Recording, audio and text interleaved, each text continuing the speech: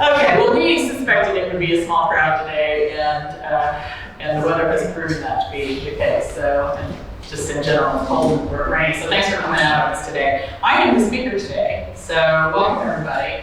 If you don't already know, I'm Karena Stipp. I am a senior specialist realtor, and this series of seminars, the idea is to educate and illuminate. It's okay. So that you feel empowered to make good decisions as you navigate all the things about aging. Karena, we're getting Are you? So if I do this off, can you hear me all right? If I project a little bit? Yes. Okay. You can okay back there? Okay. I'm just going to take this off and let me. It's You the push the right red button for 2 seconds. Off. Okay. We'll do that. We started this morning. He said, "You have a powerful voice. Do you want the microphone?" And I said, "Well, I'm going to take that as a compliment, first of all." So today what we're going to talk about is this book, Stage, Not Age. And part of this is geared towards marketing to a senior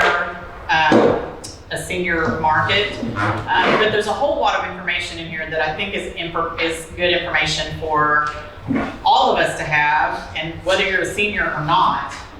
And part of that is because of these statistics that I'm going to share with you.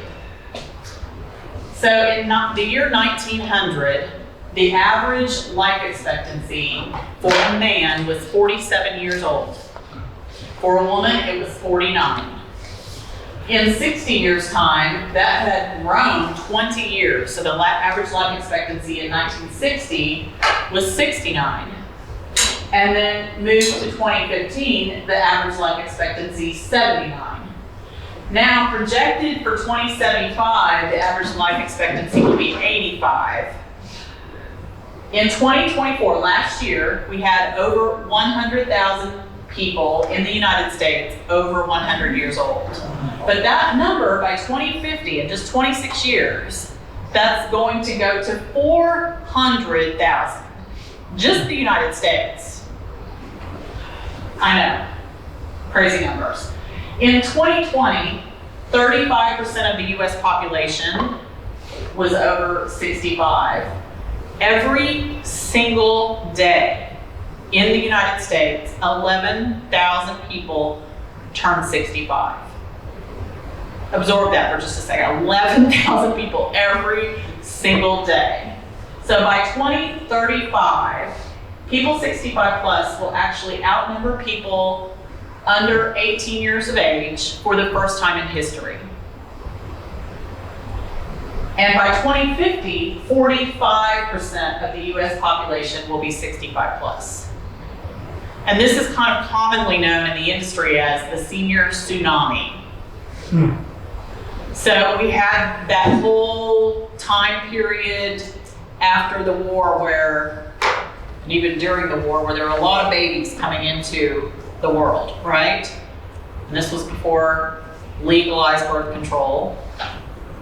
And so we had all of these children being born. And this is the issue with Social Security. When it was first invented, many people feeding, few people receiving. That's right. Now it's turned around. You're exactly right, because that's the next slide. Whoops, wait a minute, I thought I had that slide. No, it's further down here. Let me go to that slide. Where is it? No. I have one about Social Security. Hang on. It was. Did I hit it? Yeah. Okay. Since you're going to bring it up. There you go. It's at the top. Social Security was introduced at age 65 because the average lifespan, to Al's point, rarely exceeded that. So, no harm, no foul, right? You offer that to the ones who were lucky enough to get past 65, but most people didn't. So it really didn't tax our system. And unfortunately, when that was introduced, why they didn't think about the healthcare advances that would come in the upcoming decades, that was not factored in really. So one of the things that this mentions here is retiring at age 65. It's completely outdated.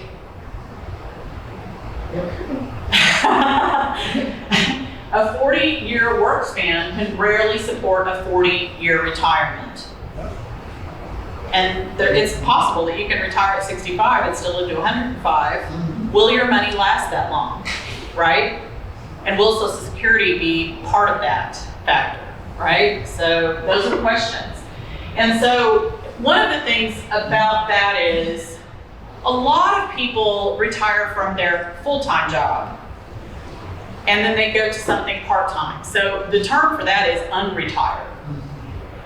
So, and sometimes you'll see people who will retire and they check off a bunch of, lists of things. They travel a little bit, they get their house all in order, like that. You see that happen with some people, and then they're bored and they go back to doing something. So it's a little bit of extra income, or they see that maybe the income that they retired on it doesn't allow anything for extras, right? That's also something that happens.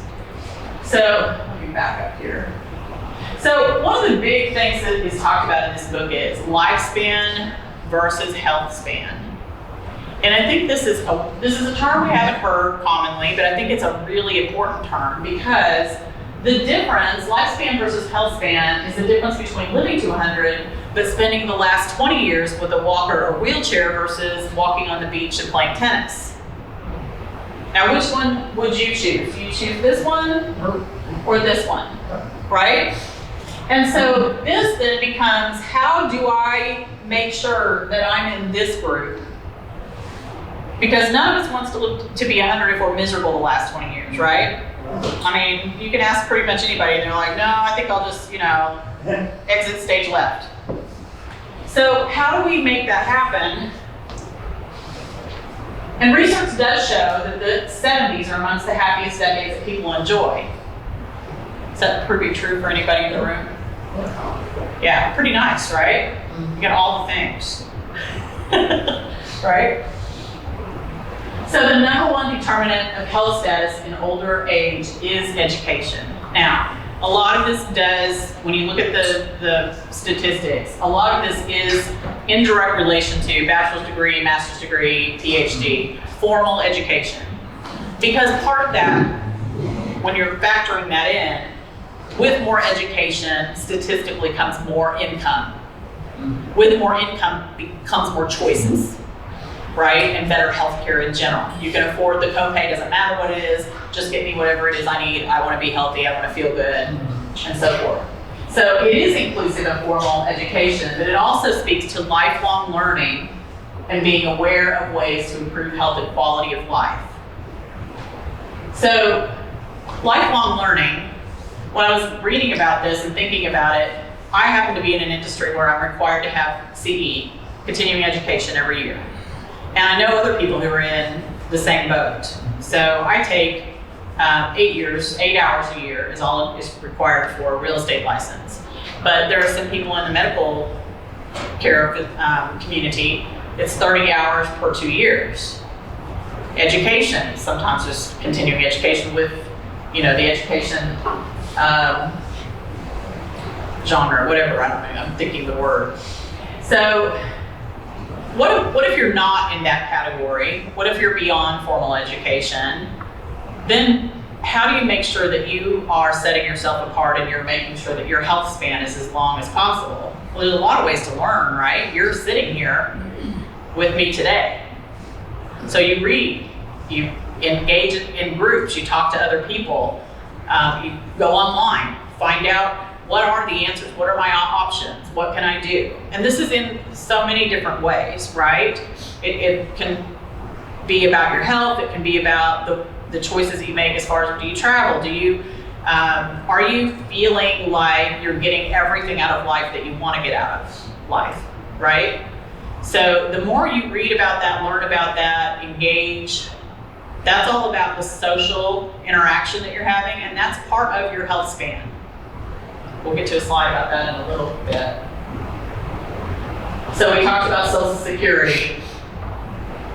So another outdated notion is that 20 years of education at the beginning of a life will sustain someone through the next 80 years. Because think about it, if your average lifespan was 49 in the 1900s and 65 in 1960, well, you could work a pretty good career, right? Get the gold watch and have the 40-year retirement party and go off into the sunset, and that served you pretty well.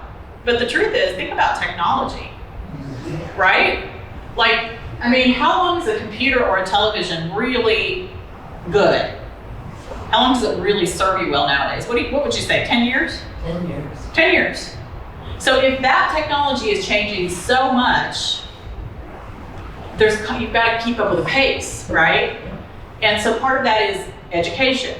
Figure out what the new technology is, lean into that, and not only you, but part of the reason why I chose this topic and wanted to share this information with you was, it's not about just those of us in the room, it's about the people whose lives we touch. Our kids, grandkids, our friends, our neighbors. We need to get the word out, because as I started learning about the senior tsunami and all of these statistics, where we have so many people who are turning 65 and will flood the system, there's going to be an onslaught of people looking for healthcare, looking for places to live that serve them well, and you're going to be in competition with that. So will I. So the more we educate people about that, the better the plan, ideally. I mean, that's what I hope, right? That's the whole reason I do this, is that you plan better. So that you have something, your plan of action. If the house is on fire, you have gone through the drill, you have the plan, you know what needs to happen, and you get yourself out alive. And hopefully in good shape. Maybe even the house doesn't burn down, right? So that's the idea, is to let more people know, because not only you, but your kids will be competing for all of these services. Not gonna be enough doctors, certainly not gonna be enough senior communities to live in. So you have to plan ahead. If you want to live in a senior community with some kind of amenities or services, plan for when you think that might happen, and then pull the trigger when you think that time is appropriate. If you want to age in place, then plan for that. Make sure the house you live in, not only the house, but inside the house works for you. Do you have grab bars? Do you have too much furniture? Are you going to trip on something? I just met with a couple in Youngsville a week and a half ago, and the gentleman has dementia, and the lady has been in a car wreck and she's in a wheelchair. And they're in their 70s. And so I knew that they weren't ready to move yet, so I really did what I consider my presentation light. So we just kind of talked in general, which is often what happens with me. Some realtors go in and they're ready to sign to sell your house that day. I bring the paperwork, but it rarely comes out the first time I meet with people, because we're just talking about the plan, right? And so I kind of get through all of that, and I said, so do you have any questions for me? And she says, well, we just don't want to move. Now, they were referred to me by someone who's helping them get all of their paperwork in order and so forth, and they'd asked me to come. And I said, I understand that, but want and need are two different things, aren't they? What did she say? She didn't say anything, Go. but you could see the wheels turn. Yeah. And so, I hear from a lot of people, I'm fine where I am, I want to stay in my house, which I'm not in the business of trying to move people if they don't want to move. That's not what I do. There's no strong arm here. I want to be carried out in a pine box, but less than 25% of us get that wish. Less than 25%. So if you're in the 70+%, how are you going to handle that? Because if you're doing it just from I want to be, that is a wish, not a plan. And if you fail to plan, you know what the rest of that is, right? You plan to fail. Hope is not a plan. Hope is not a plan. I say it all the time, hope is not a plan. It sure isn't. There's a lot of hopes out there, and I hope for you that you can. If you want the pine box, I hope for you you're in the 20%. But I wouldn't advise not having a plan for otherwise. That's the idea. So one of the other things this book talks about is the 5-quarter life, which is kind of an oxymoron because there's only 4 quarters in 100, so it kind of doesn't make sense. And there's some bleed over. You can see with the age ranges here. But what this is talking about is quarter 1 is age 0 to 30 roughly, and this is the starting period. So this is when you start living, you start life. you get your education, you might even start having a family, you certainly start having a job by the time you're 30 unless you are a failed launch, right? And then quarter two, you see where there's some age bleeding over here because this is kind of, for some people they start a little earlier, age 25 to 55. This is where you're growing.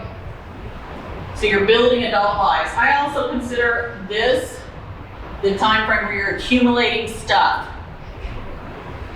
My theory in life is that you spend this portion accumulating and this portion purging. Right?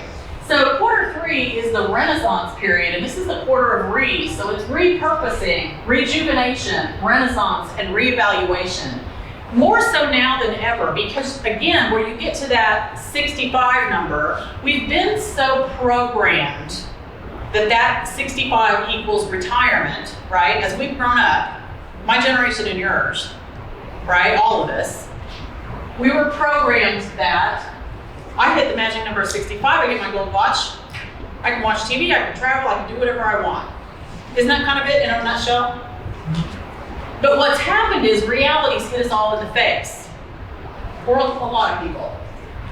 And so sometimes that retirement becomes the unretirement because, oh, wait a minute, I didn't save enough, or Social Security isn't enough, or prices have gone up so much that I can't, the numbers don't work. So maybe I need to work in another job, at least for a while I'm able. Rejuvenation, maybe the grind of that career that you had just tore you down. And you can now do something, yes, you still need to work for a few years, but now it can be fun. Now it can give back.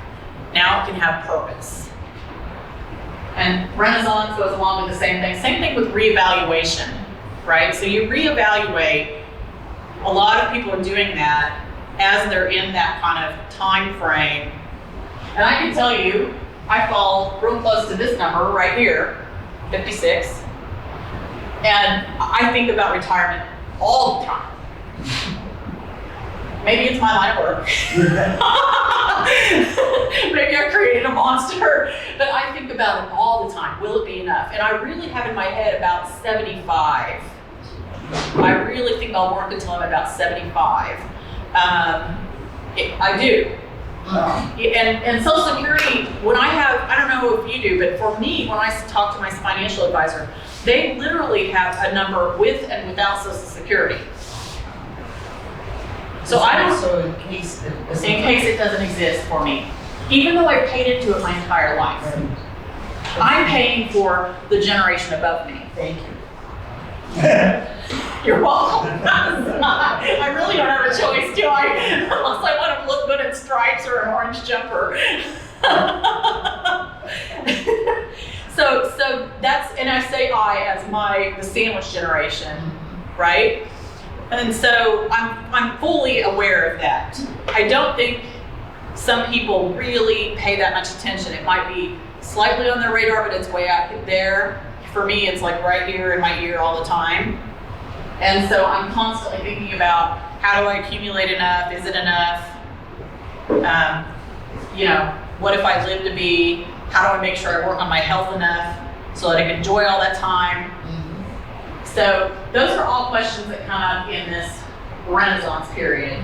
And then you get to quarter four, which is age roughly 75 to 100.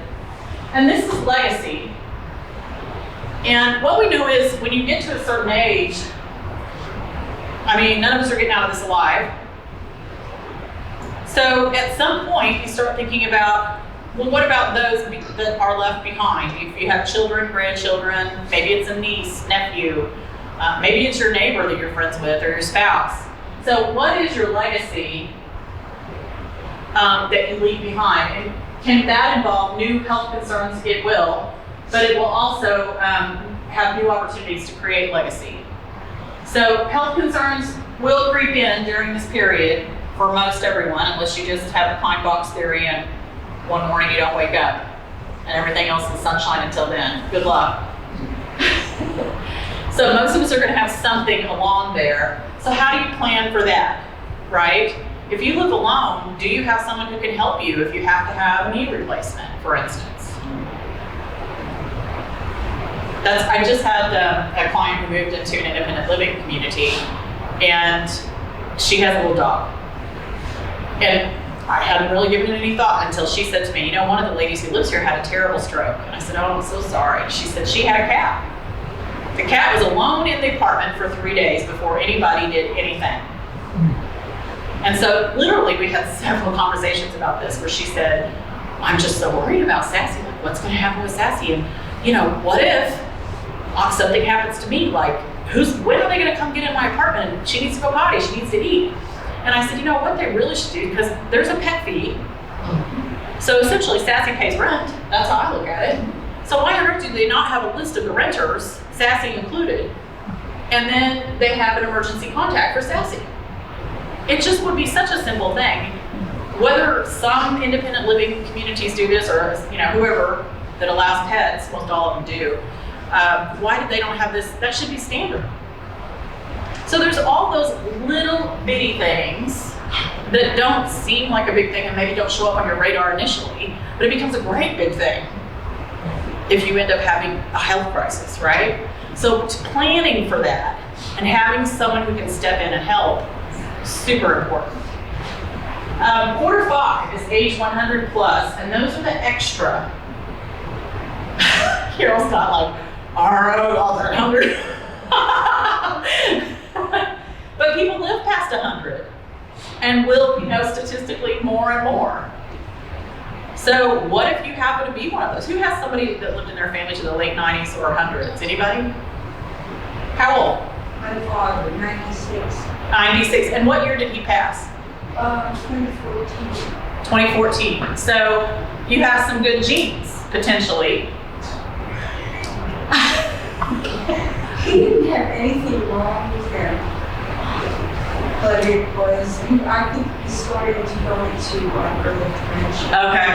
Because of behavior changes and personality changes, and he just didn't want to be there. Okay. So he did the reset thing, voluntary suspension of treatment. Okay. Okay. Anybody else? I thought I saw another hand. Bob, you had, your dad was 90. To be 99, 1 month shorter, 100. Yeah. She was born in 86, 80. This is your My grandmother. Your grandmother, but your dad was in his 90s. I'm sorry? Your dad was in his 90s when he passed. He was 91, so yeah. Yeah, and he survived a whole heck of a lot. He was on the Nevada in Pearl Harbor.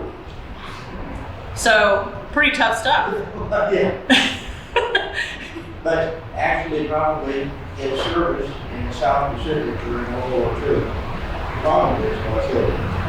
He Oh, okay. had things like sunscreen back then. Oh, And he had problems in melanoma all his life, his later life. And that developed into, what do you call it, lymphoma. okay. And Can you all hear what he's saying? Melanoma to lymphoma for his dad. Yeah. So, yeah, he's a good guy. So let's take that thought, the melanoma, right? Because that to me draws a dotted line to health span. Yeah. Because we know melanoma exists, we know that sunscreen exists, we know that we have a chance of being exposed to the sun. I mean, heck, it's coming in here right now, even on this rainy, crappy day. You know, you're getting some exposure. And so how many of us are super careful about that? Have you ever seen the picture of the truck driver who'd driven a truck his whole career? The left side of his face was absolutely falling off, and the right side was like kind of normal and, you know, supple. Yeah, and it was all the sun exposure coming in through the window. If that doesn't connect the dots for you, nothing does. But I think part of that health span is, and part of the education is, taking advantage of all of the screenings and tests that we could do, colonoscopies, mammograms, being mapped for melanoma or for skin cancer. Yeah, that's all those things. Take advantage of those things.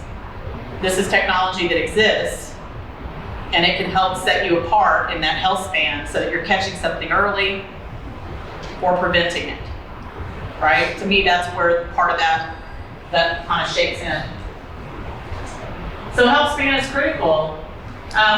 These are some things that you can do to make sure that you have a healthy health span, if you will. So develop a longevity strategy. So again, speaking to, are you getting to the doctor and getting your screenings on time and when you should? Get and stay engaged in life. A lot of people out there in the world think that diet and exercise, I think especially Americans think this, that diet and exercise are the big two things that you need in order to be healthy.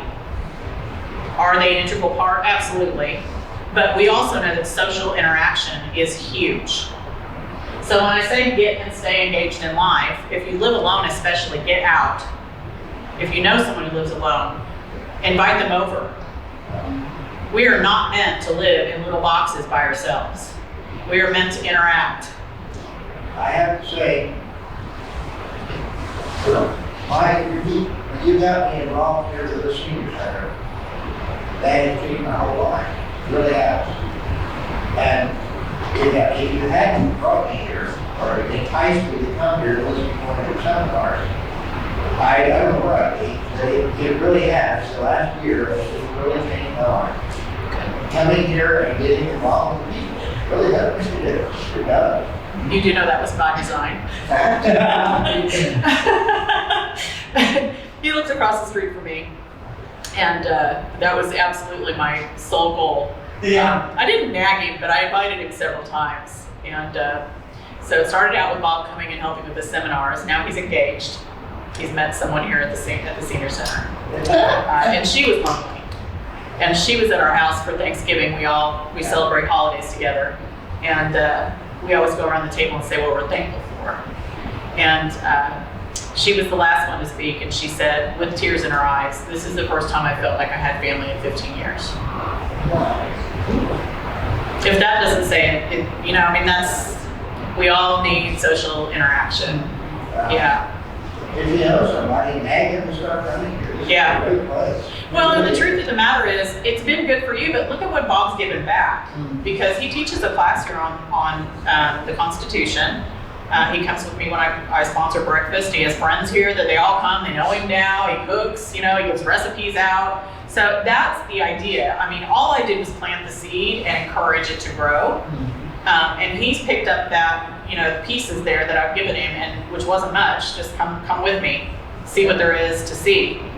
And he's taken that and run with it.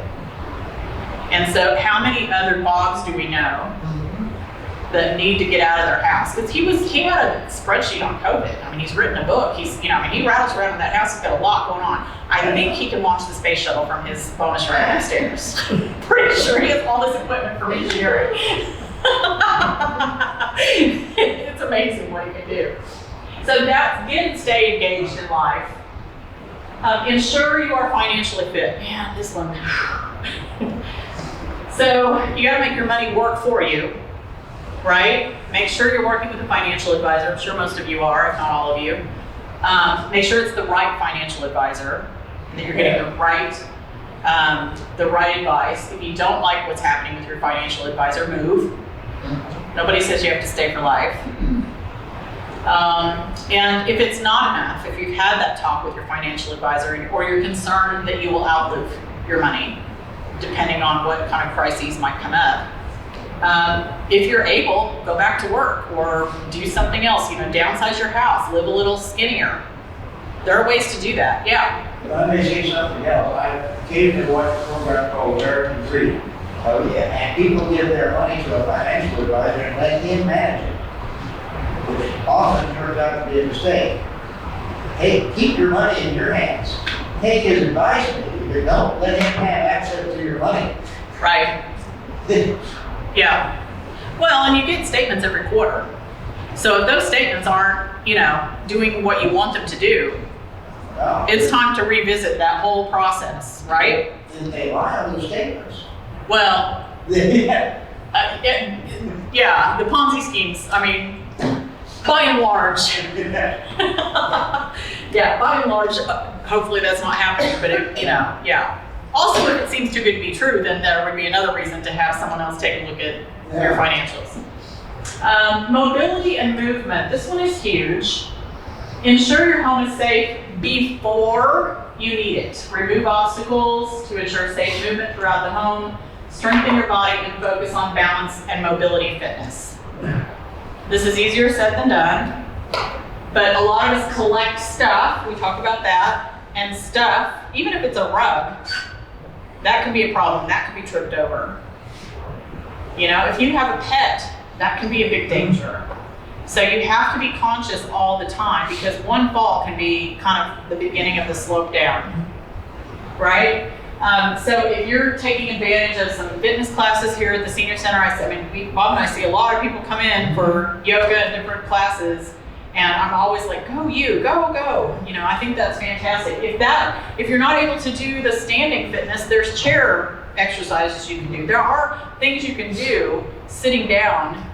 And if it's not you, again, your neighbor, if you've got a Bob living across the street, who's, you know, maybe Bob was active, but, you know, if they're not active, then maybe invite them to come along with you for something so that it helps them strengthen. Care coordination. Have a plan in place to ensure your care will be coordinated when the time comes that you'll need help. Too often, we see people who don't have a good plan in place, don't have the right people in place, don't have the paperwork in place. And it can be costly, it's aggravating, it is stressful, and there's no reason for that if you plan ahead. So having a power of attorney, having a will, having a trust, all of those things, whatever it is you need, that all needs to be done before you need to make the decision to have it done. Does everybody here have power of attorney, will, all of that lined up? Yes. Good.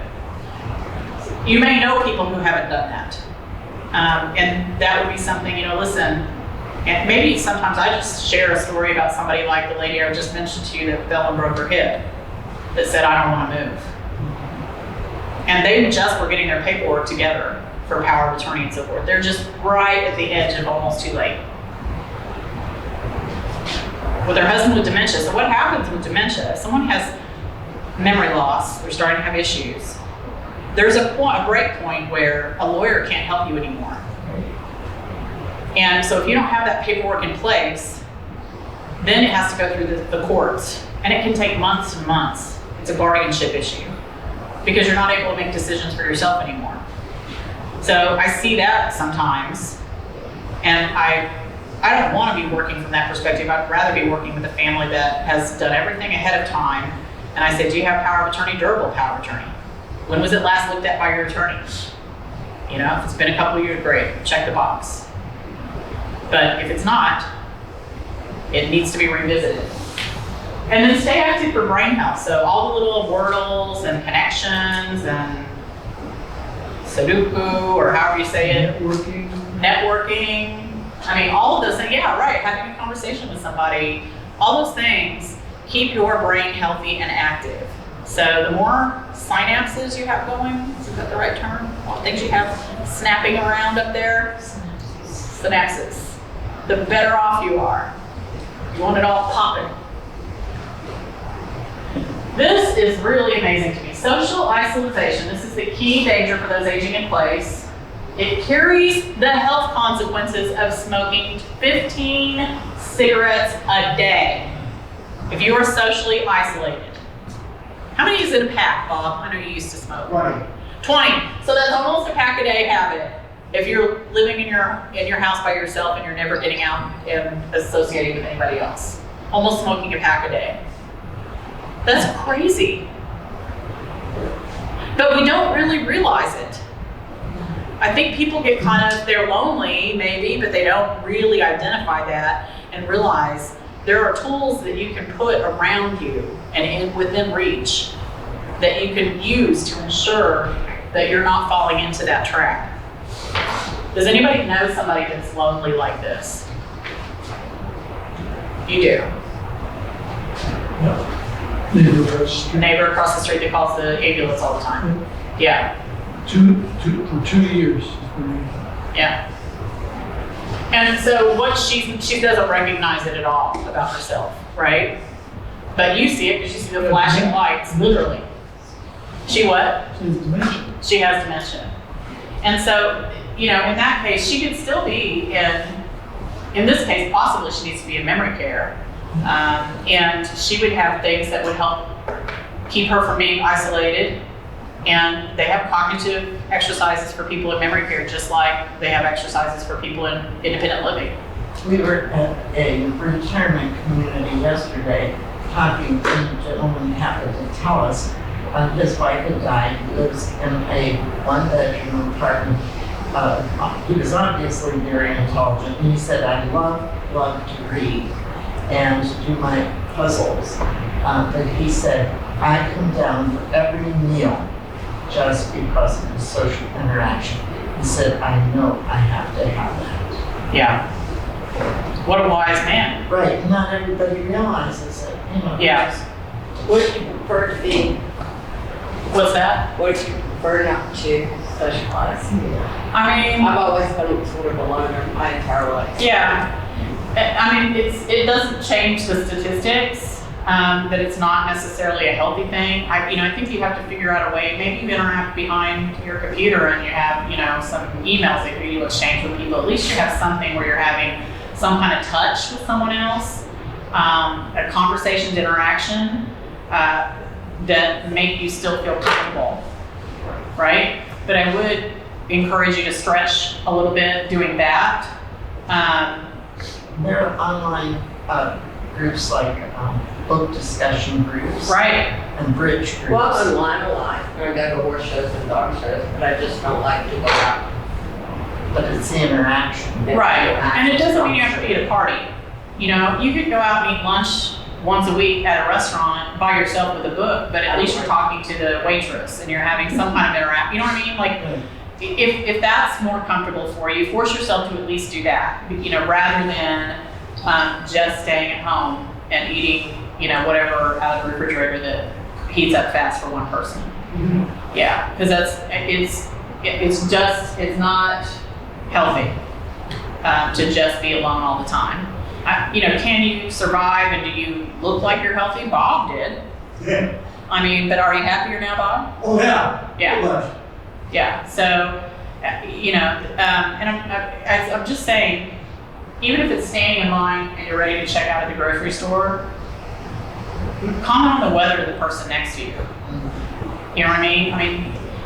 It's always amazing to me what kind of little things like that will start this whole conversation, and suddenly you find, well, this person's pretty cool. That was enjoyable, and it's a 3-minute conversation. You check out, you leave, but at least you aren't all caught up in your head all day long. Well, I do talk to people at the grocery store, but a lot of people don't, they like to go in and shop and get out, and I'm the same way. Go in and shop, because I hate grocery shopping, I hate shopping in general.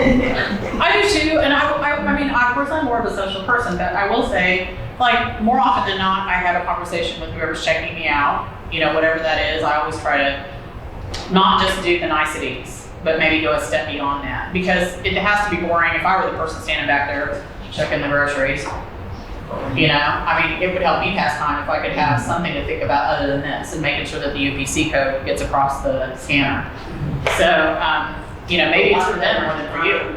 A lot of them are talented at how fast they check out. They can be, yeah. And then Bob?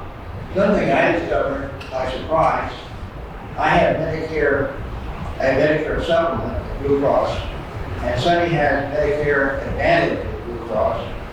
But both of those plans will pay $112 a month for us to have a health coverage this year. Yeah. We signed up with health tracks and this came the whole cost. Yeah. We go to, she likes to swim, so we go swimming a couple of times a week at health tracks for free. It's Nice. It's part of the advantage that are part of the, whatever you call benefits that healthcare pays for. Mhm. Yes. I had no idea to do that. All the Advantage plans have them. Really? Yeah. One more reason why you needed somebody else in your life. Well, yeah. Yeah, and it never occurred to me, health Even though you had insurance, insurance something before. like that. This might be a small thing, but one that we do, I like making soup. And to text or call somebody, do you want to come over, we'll bring over some soup. Or chunky applesauce. I can't believe friends who've never made applesauce. And, it's so easy to do and say, Richard's going to drop on a container. But that's a way of sharing and interacting too. Nice. Even though doing the soup making is an isolated activity. I get joy from it, but sharing it with others Okay. would be like to bake. I've had some of your applesauce. It's the best I've ever had. It's fantastic. She shared some with me one day. So could you all hear that what she does is she makes soup and either invites people over or sends it out. Richard will drop off some soup for people or chunky applesauce. So if you're, if that's your forte, if you can bake or make something, maybe you just feel like having, Bob's done that before. Bob's called me because he lived in Germany for several years. He'll get a hankering for something German. So we had Wiener Schnitzel one night. Yeah. And that was because he wanted to make it, but he ended up, he said he wanted to, it's easier to make it for a crowd, right? And so we went over for dinner to Bob's house and had Wiener Schnitzel. So, maybe it's something like that, but it's more of a pain to make it just for yourself. But if you share it with somebody, whether it's taking it to them or inviting them in, that's another way to interact. And it brightens someone else's day, because I was thrilled to go over and have Wiener Schnitzel because I didn't have to cook. Believe me, and it was really good, by the way. There was some kind of cabbage with it, and I know you had a name for it, I don't remember. What? What was the cabbage that you had with the Wiener Schnitzel? Rotkohl. What is it again? Apfel Rotkohl. Yeah, I won't repeat that again. Yeah, okay. Some of them I can say, but I don't think I can get that one out. So that's the point, is have a plan in place to ensure you have social engagement. And maybe it's a matter of, I fully believe that you learn better whenever you teach. And I also think that if you are somebody who recognizes someone else needs something and you're reaching out to them, you then realize that gives something to you, right? It's rewarding. You don't know whether you're bringing the gift or Getting the gift. That's exactly right. So look around for someone else who has a need and reach out to them and see what that does for you. It's pretty fulfilling. So questions and answers. Anybody have any thoughts about all of this? It kills me that there aren't 150 people in this room. It blows my And mind. I've never heard back from Carol. And I saw your email. Yeah, not heard back from her. Yes, Carol had suggested that this should go into the Wake Gazette. Wake Forest Gazette. Yeah. So maybe I need to take an ad out somewhere. I don't know how many people take the paper anymore. They used to do free subscriptions and they stopped that. Okay. With the paper. Yeah. I've done mailings. Wake Forest Gazette is free. Well, I think a lot has to do with the weather today. I do too. I think, but I agree with Richard. I think we could have more in the room, regardless of weather, but even on the nice days when we don't have the weather being a deterrent, which actually didn't look like it's raining anymore, but wet pavement can do it for some people. But, bring your friends. That's one way we can fill the room. And just like, I kind of bugged Bob for a while and he finally started coming with me to the senior center. If you've got some people that you can bring with you, see if that doesn't do them some good, whether it's this seminar or other things in the senior center. I'm switching my website provider over and I was working with the new lady yesterday. And you really won't see a whole lot of change, but other than the look of it. But one of the things she said as we were looking at the senior center calendar, she said, this is like, they have a lot going on. I said, don't they? And she lives in Raleigh. She said, I think I might go up. And I said, you ought to try it out. She's retired now. And she's from IBM. But anyway, she was really impressed. And I said, there's so much to offer for so many different types of people. It's a great facility. Other comments? My husband has everything in order, but how do you pull the trigger? I'm not able to pull the trigger. I need to downsize again, and we had it planned to go to a senior community, but he wanted to go last year, but I just, how do you pull the trigger? Well, so if he wanted to go, and there's two of you, then that tells me that you have some hesitation. So what is it? What is it? Yeah. I don't know. Maybe it's independence. I want to stay as independent as I can. And so what about the independent living facility makes you think that it's not independent? I see a lot of people on canes and, everything else, and I just don't want to see that every day.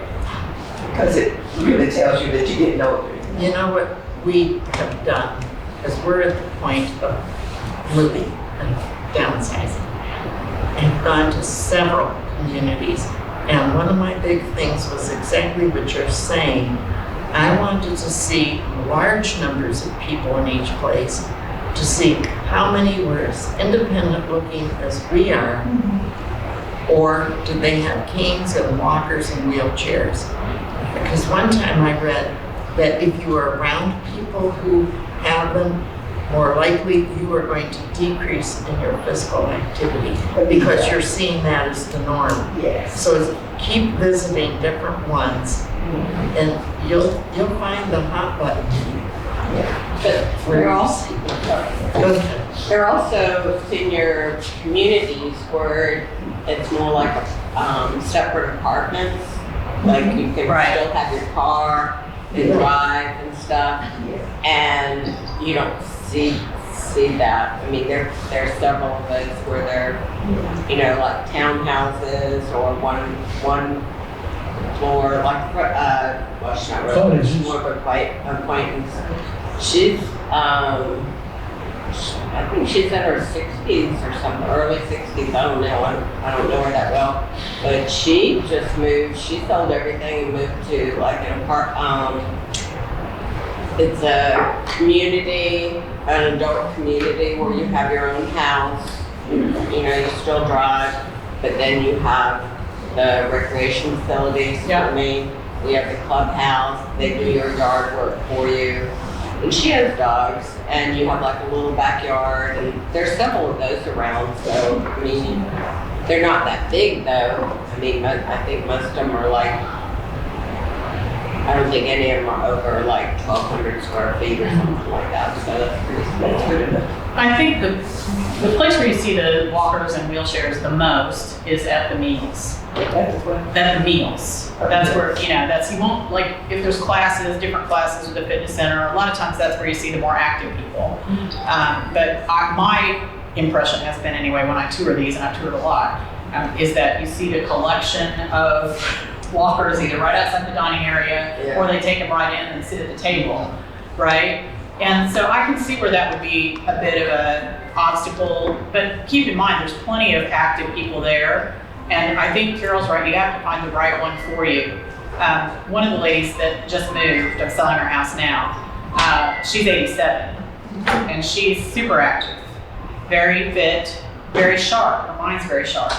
And I don't use this word, but her word to me was, I don't want to live with the old biddies. I mean, she said it a lot. Right. She still says it to me. Like, we talk and she's like, there's biddies here.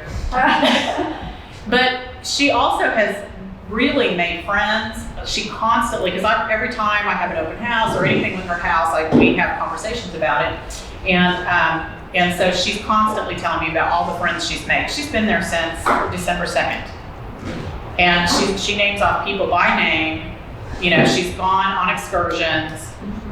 She's not driving as much, which she kind of suspected would be the case. Because at one point she landed herself at a handicap place right by the elevator. And she was all like, well, I can't leave the parking garage now. You know, like, we've got the best place in the whole house.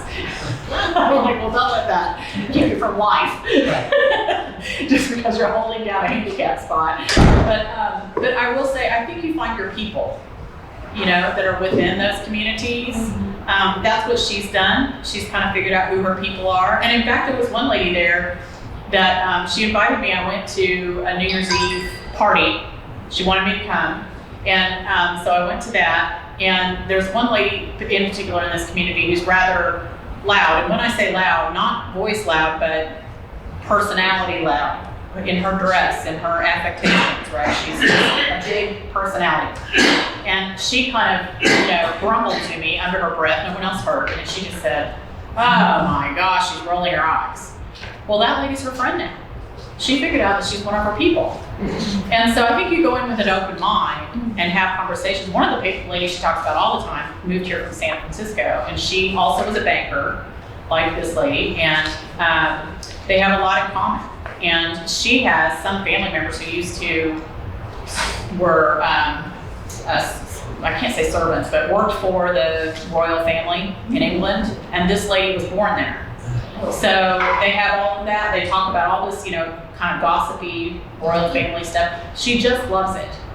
So I think, there's part of your brain that sees that, and that looks like the stopping point, right? But then there's all of this other that you get with it, because she's made birdhouses, and she got a whole wood carving kit, and she's joined that class.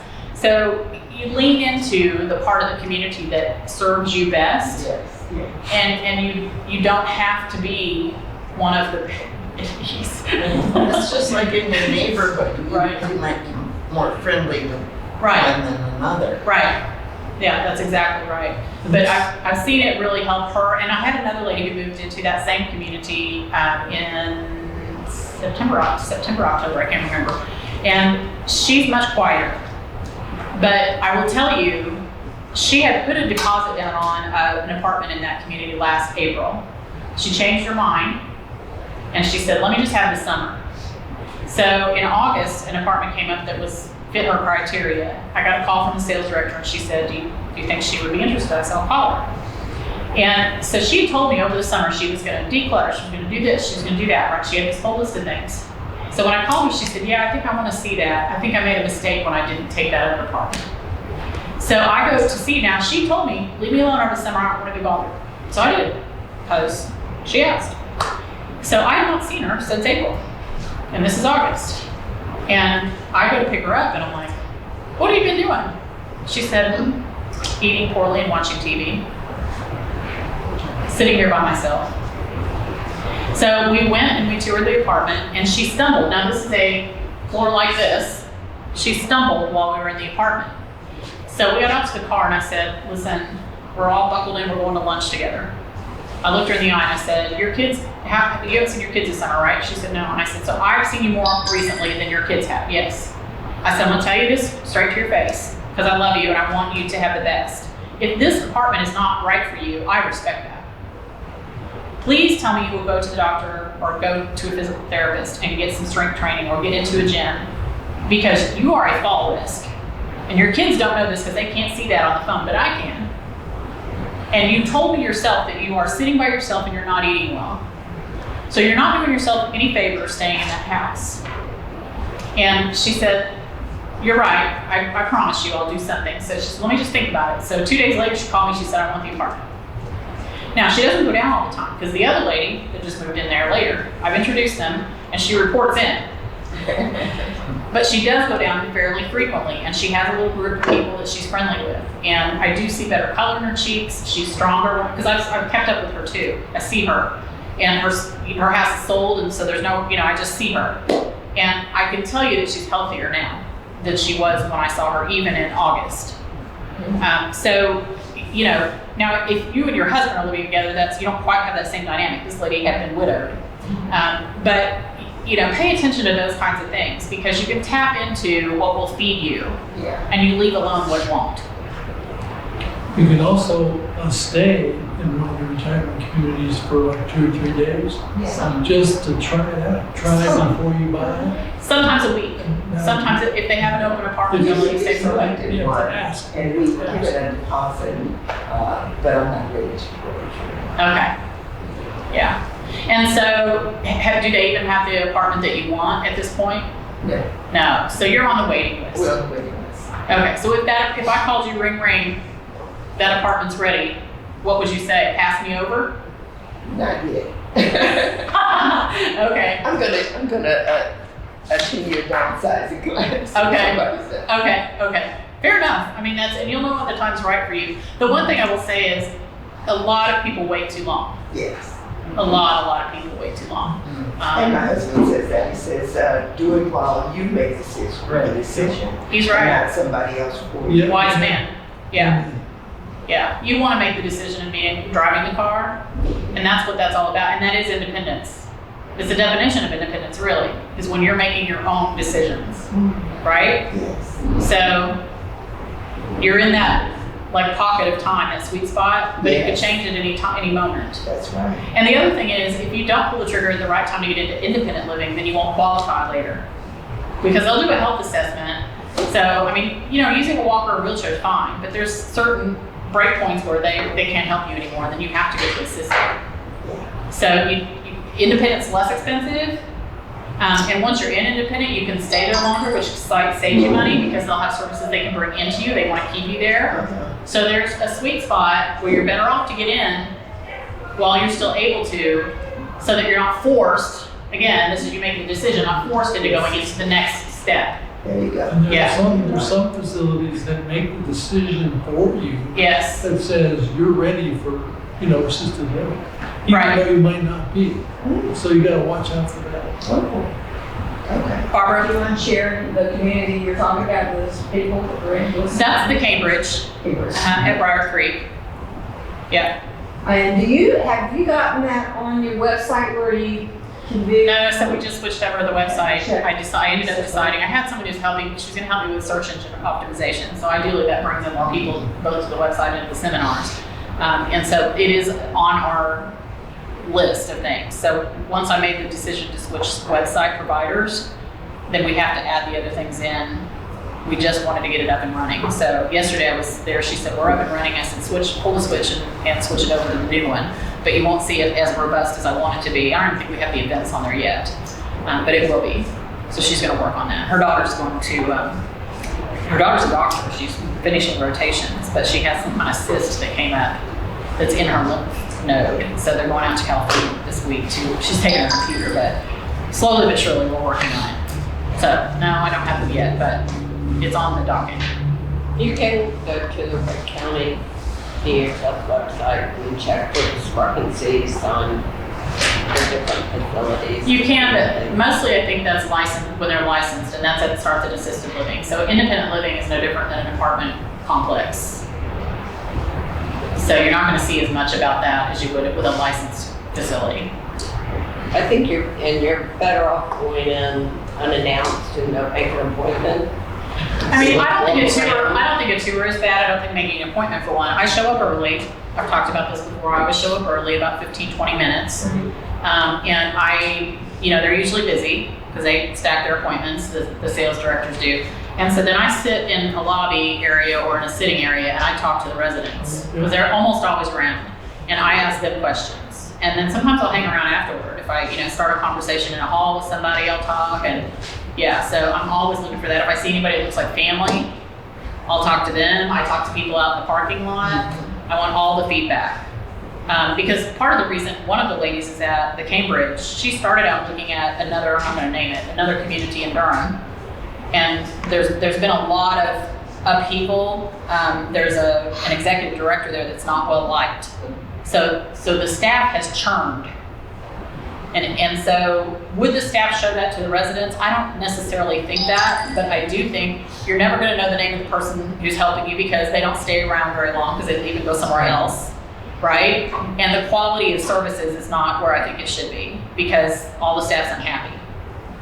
And so it was a conversation we had. I said, listen, respect your choice. I know that's close to where you live, but does it tick all the other boxes? So so ultimately she ended up choosing Cambridge. Yeah, there are a couple other things as you're saying all that I'm reminded of is asking people, how long have you worked here?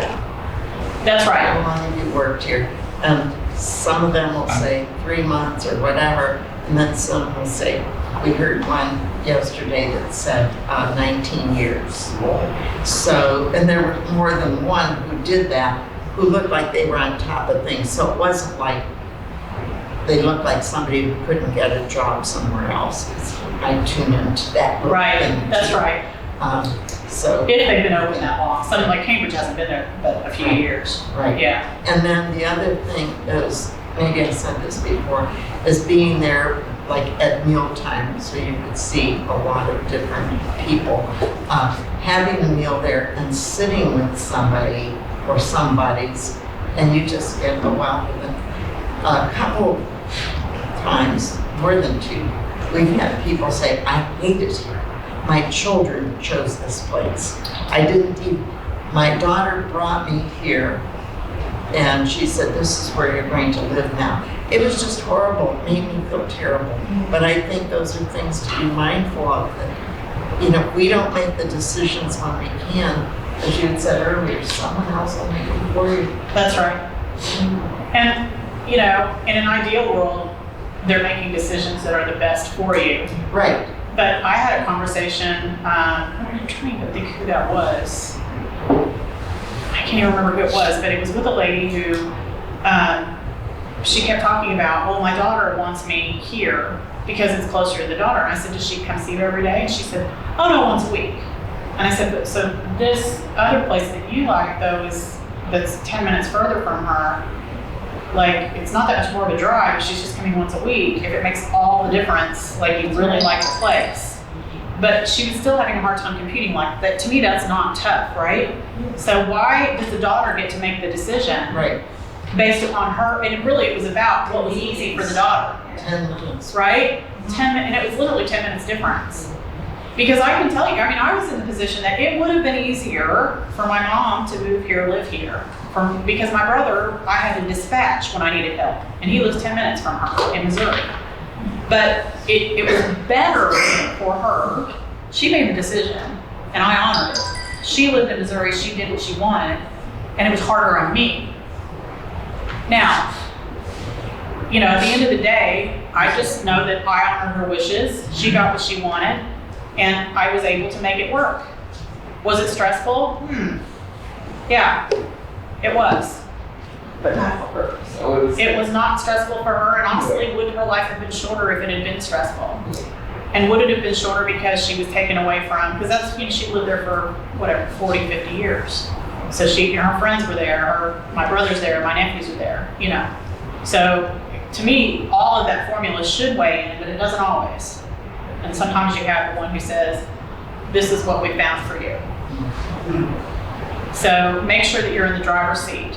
do you have any ideas about the buy-ins or the, monthly things? Do you have any?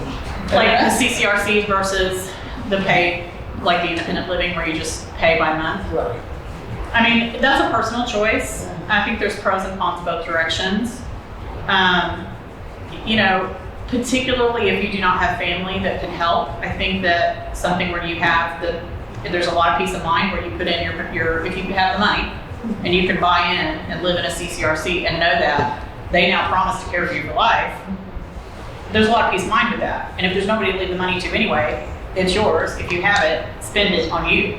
That's how I look at it. The flip side of that, the buy-ins are all over the place from 5,000 up to 300 and some thousand.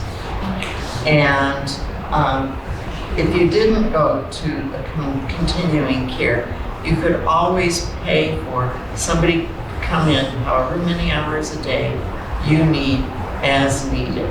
So sometimes I think it's a wash. Because you could buzz that button and nobody comes to help you. And I've had that in a significantly, and I won't name it, but when I was doing rehab a couple of times, it's only as good as the person who walks through your door. And that was in a high-end place. So you could pay somebody to come in, 2 hours, 5 hours, 6 hours a day per hour. And I bet it'd be, you can't predict whether it would be a wash or not because you don't know how much attention you're going to need. But if they're coming into you and they're in your 2-bedroom apartment, they're not going to be able to miss that you're coughing. Right. There's a lot of advantages. If you live in independent living and choose not to go to a CCRC where you have the big down payment. One of the advantages of living in independent living versus a ranch style home in Wake Forest on 123 Main Street that is just a detached single family home. The advantage is when you do need that kind of help, you can get it in much smaller increments than you can in a freestanding home. So you actually save money. So sometimes they'll do what they call drive-bys. They'll come in for 15 minutes in the morning, help you get dressed or shower or whatever it is, and they only charge you for the 15 minutes. However, if you're at 123 Main Street, they're going to charge you a 4-hour minimum in many cases. Right. And then they'll charge you for that you have to use at least 4 days a week at the 4-hour minimum. So when you are in a community that has 120 doors, let's say, then they can charge in the 15-minute increments because they only move the car one time, or they have an in-house office and they just go knock on the door and it's right down the hall to Mary and right down the hall to Joe, and they can do that bam, bam, bam, bam, bam, and fill their whole schedule in one building in a day. So people don't think about it in that way, but that's to me the advantage. Now, there are some independent living communities that do a really good job of leaning into the space of assisted living, because the difference between an independent and assisted is licensure. The state starts licensing at assisted. So they are unlicensed independent. But if they're independent and they have in-house PT, in-house OT, in-house caregivers, they're leaning into that space so that they can keep you in place as long as possible. Now, Richard's right. There's some who will invite you if they say, we've had an assessment and it's time for you. You need enough services that you're going to have to go somewhere else. Facility or an apartment that's open and they want to fill it, they say, oh, you need to go there. And they decide whether you go there. But the ones who lean heavily into assisted living space won't do that. And so probably the two in town, in my opinion, on this side of town, the north side of town, that do the best job of leaning into assisted living are Atria, Oak Ridge, and the Cambridge. Those are the two that do the best job. That's my opinion. And that's partly because Atria Oak Ridge actually has an extra certification that lets them lean into that space. They actually have a gentleman that lives there that uses a Hoyer lift every day, which is not the norm for an independent living. And the Cambridge actually has, literally, it's like a pamphlet with all kinds of pages, and you flip through that, and they offer all kinds of services that are a menu of health add-ons, right, a la carte, and then you get that much help at that level that you need. Now, there's also something to be said for, let's say, Waltonwood. So Waltonwood has in-house memory care, assisted living, and independent. So everything is skilled nursing. That's the one in Cary. It's down Lake Boone. It's just south of Big Rex. Just south of 440. What's the name? Waltonwood. Waltonwood. And they said that it's really a nice place. The rooms are quite large, even in memory care, which usually memory care is like a postage stamp. Yeah. Now they have some smaller ones, but they also offer some larger ones. And same thing with assisted living. They have a kind of apartment with even a kitchenette, which usually in assisted living, you don't get that at all. So, but remember what they're gonna do is they're gonna transition you from independent to assisted, and they're probably not gonna lean into the assisted living space as much because they've already got room in their assisted living portion of their building where they just transition you over and the price goes up. Now you're paying either way because you're going to pay for the drive-bys and a little bit of help in independent living if you're starting to need some help daily. But the break point when it's cheaper to be in assisted living than it is in an independent with help is if you're having 5 hours of help a day. So if you're at 5 hours of help a day and you're independent, it's cheaper to go into assisted living. Okay. That's a generalization, Yes, please understand. yes, I'm not standing here doing all the math for you, but I'm just saying that's kind of, if you have that in your mind, know that that's the point where you're like, oh, wait a minute, we just need to be over here. Yeah, my mom there's a place they call Mom's Place where you move. Yeah. Would never use the weekends. They referred us to Sunrise, and I looked at all different places, and I took my mom with me. She did live with me on and off I didn't take early retirement and move back and take care of her. And she had an accident in the house, so that's why she had to move out of the house. And so I started looking for places. She was in rehab and Rex rehab. And then I started looking at assisted living places, and I looked at, every single one. This was way back in the late 2000s, mid 2000s. And so Mom's Place said, Sunrise is great. Worst place in the world. Was a total mess. And they had so many discrepancies, which are complaints against them, that they acted. So it was back then it was owned by a company in Texas, and it's a big company where they have several different smaller companies under the umbrella, and they sold it to another company. So that wipes out all the discrepancies. So you have to be careful about that. So I was calling DHS so many times they stopped answering my phone calls and returning my phone calls. We were at one time DHS was over there, and I said, look, there's somebody in the middle of the road on Spring Forest. Look, there's someone that's walking across the street.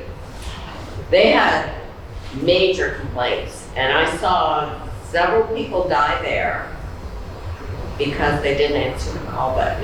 And keep in mind, this is several years ago, so I'm just trying not to record it here. I don't want to. It can happen with any place.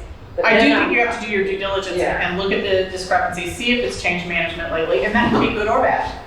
Where do you go to evaluate? I mean, Anything licensed, you can find information on the state. Oh, And I yeah. can't remember the state. Do you know what the state site is, Sandy? You just You mentioned just go to the Wake County DHS and look for it. Wake County DHS. okay. So, but Department. you'll see things starting with licensure. So that's assisted living, skilled nursing, memory care.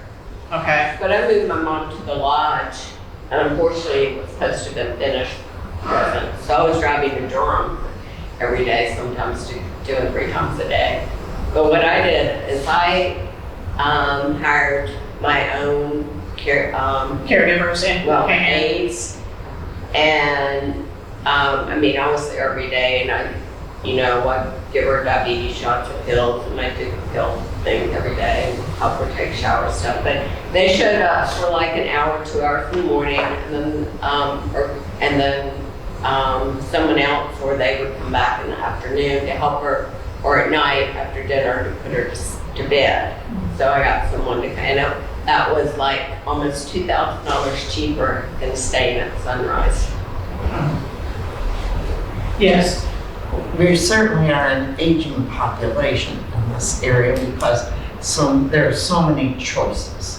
One of them that I haven't heard anybody speak of, and I don't know why. Anyway, Richard and I looked at the Oaks at Whitaker Glen. They are doing so much building out there. They're renovating, And yes. Besides And building renovating new the buildings, apartments, yes. but new buildings. And so many of the places that exist that we've talked about are doing complete renovations in the apartments, like taking out the countertops, the cabinets, doing different they usually do different floorings, but tearing out the bathrooms and the kitchens. Their apartments are quite nice. Some of the common places. areas to me are a little more dated at the Oaks at Whitaker Glen. And you can either do a $50,000 buy-in, or kind of call themselves a quasi CCRC, but they really don't have that capability. It's really more independent living. I will tell you the one thing, and they have a 10-year plan to build new buildings, a pool. They're going to have all kinds of great. So in the next 10 years, it will be, brought to another level. I will say this: the average age there right now is 80, and it's a little older than most everyone else. And they're 80 or more, and they're 80% women, 20% men. So if that's important. They have a higher average age, which tends to always throw the numbers towards more women. So if it's important, for instance, for your husband to have interaction, that might not be the choice. And so pay attention to those numbers. It should be around 60-40. Usually it's 60% women, 40% men. If it's not, if it's any higher than that, then that tells you that their average age is higher. And I was referring even to other places that are not the Oaks, that they're totally renovating apartments Yes. and making them look updated rather than the dark brown cabinets and the dark brown countertops that were popular, 20, 30 years ago. Whitaker Glen has been around for A long time. So they a were lot of- bought out because they changed their name. It used to be called just Whitaker Glen. Right. And they were bought out, I guess it was Pruitt around the owns them now. late 2000s. Yeah. And their whole concept changed. A friend of mine had her mother in the dementia place there, part of it there Uh-huh. years ago. Well, they have another building out front that's closed now, so they don't, so that they're gonna build all on that campus. So they tore they torn it down after they were charged. Pruitt Health owns it. Yeah. And this is their first foray into a CCRC. So they don't own any others at this point. But you see a lot of these conglomerations that buy by companies and so forth. The Cambridge is locally owned. It's a family that lives in Wakefield, and they only own 3 communities like that. They own one in Apex, the one in Briar Creek, and one in Wilmington. Not that, and that may or may not matter to you. Brookdale is one. Sometimes you get some of these independent communities. I don't think Brookdale's one, but the Holidays, I think there's one brand that when you have an apartment there, then you can stay in any other apartment in any other one of their communities, or in the U.S., sometimes even Canada, for free for up to a week. So, is it available always? Some of that sounds great in marketing, but when they get full, then they don't have an apartment for you, and then it's, oh, sorry, or we don't have it at the time that you want because everybody else wants to go at that time. Christmas, for instance, when everybody's visiting family. But I have talked to, trying to think where I was, one of these communities, and the couple was coming out of the apartment, and the sales director said, oh, this is a couple who, they're traveling, and they've stayed here for the last week. And so I stood there and talked to them for a little bit, and they said, this has been the best thing for us. So that can be a consideration for some. Like a timeshare. It is kind of like a timeshare, yeah. And so, you're already paid, so you don't pay anything extra to stay there. You're just taking advantage of the meals at their place instead of at your home. So, for somebody who, if they have facilities in the right places, if those are places you would go, and if they have an opening, then that may make sense for you. Yeah, so ask those kind of questions, because there's some conglomerates that offer that. So, anything else? Questions? Any comments? Great. Okay. Last couple of things. Downsize the club. Wait, hey, Grant, Uh-huh. Beck had a question. What's that? I just have a Question. Oh, sorry, go ahead. I just have a comment to that, something I read regarding continuing care communities. You buy in that they go bust sometimes. They and can. then you're stuck. It's kind of like golf courses. Golf courses go bust sometimes, right? Golf courses, Oh. yeah. I would do the due diligence. Yeah. I don't know that we have any here in the Triangle that are in any kind of danger of that. Now, I could be I could be shown wrong, but you look at Springmore, for instance. It's been there 40 years, and they're a nonprofit, and they have, I think, 6 people last I knew that were living free. So they have a slush fund of money, right? So they have to manage the money well enough, the down payment, and when they promise to care for you for life, they have 6 people who've outlived their own money. And so their endowment fund is taking care of those residents. So you want to ask them questions about their financials. And certainly you could even have an elder care attorney take a look at their information if it's something that concerns you. So do your due diligence and make sure you feel comfortable with it. $393,000 Something like to get that. What's that? What is that? over 300. over 300. For the care for life. And then they invest that money, whether, not you don't invest it, they do. Yeah, that money is invested so that it's making money. Insurance business. Yeah. Insurance. So, you think about it, they're offering you a service that you may or may not use, just like insurance, health insurance, life insurance, Yeah. homeowners, car insurance. So they have to be able to make sure that that money works for itself so that they can keep their promises, right? The actuaries have it all figured out, believe me. And that's one of the things that you have to debate, and go talk to your financial advisor if you're kind of debating between a CCRC and, starting out an independent. Your money can be making money for itself, right? Or you can put the down payment at a CCRC. Now, you're not going to get into a CCRC unless you've passed both a health and a financial assessment.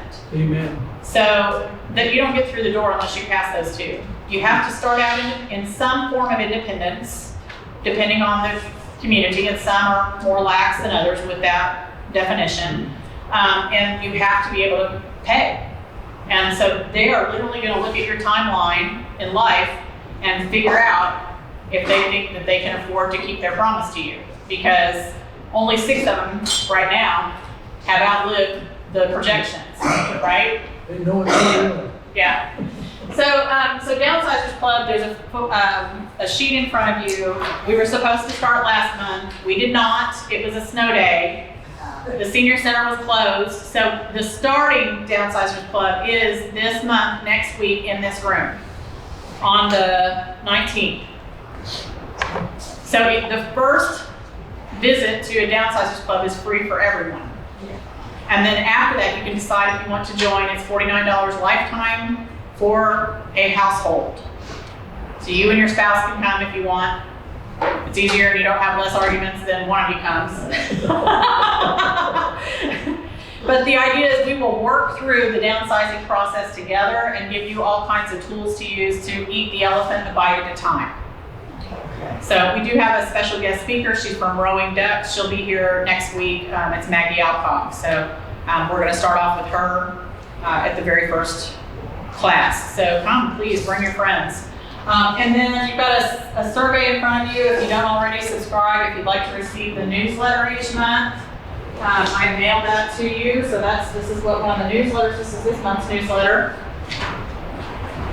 And if you have any feedback, let me know, because I'm always trying to make things better. And if there's subjects you want to hear about, I'm always looking for speakers and looking to make sure that we have a great, robust lineup of classes. See, replays of most of these seminars are on my website. There are some speakers who have proprietary information that don't allow themselves to be recorded. And next month is all about dementia to memory care. Keep in mind, it is March 5th. That's an unusual time. It's the first Wednesday of the month, and that had to do with the availability of the room based upon the senior center schedule. So it's all about dementia to memory care. We have 2 speakers, and it'll be here at 10 o'clock in the morning. Thank you so much for everybody coming. I have a new phrase for you. We learned this on our tours of places. When you die, it's called your celestial discharge. Yeah. Or check out, either one. Yeah. Okay. Well, similar to the senior tsunami. Right. Thanks everybody for coming. I hope you learned something and I hope you pass it on. Thank you.